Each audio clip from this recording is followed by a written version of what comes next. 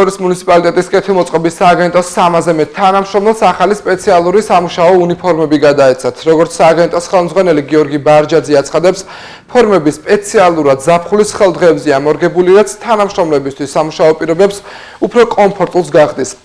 ბარჯაძის თქმით, მსგავსი ტიპის ინიციატივები მომავალშიც გაგრძელდება, რათა კეთილმოწყობის სამსახურში დასაქმებული ადამიანები სათანადოდ უზრუნველყოფილნი იყვნენ საჭირო ინვენტარითა და სამუშაო პირობებით.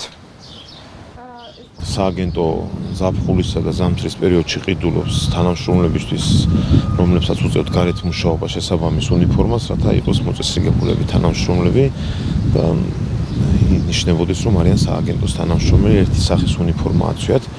ჩვენ 300 თანამშრომელს გადაეცა უნიფორმა, რომლებიც არიან დასუფთავების, გამწვანების, განათების, სამშენებლო სარეაბილიტაციო სასაფლაოს განყოფილების თანამშრომლები, ყველას თავთავისი ფორმა გადაეცათ, რომ ადამიანები იმუშაონ კომფორტულად, ის მნიშვნელოვანი საქმე აკეთონ, რასაც აკეთებენ ქალაქისთვის ყოველდღიურად.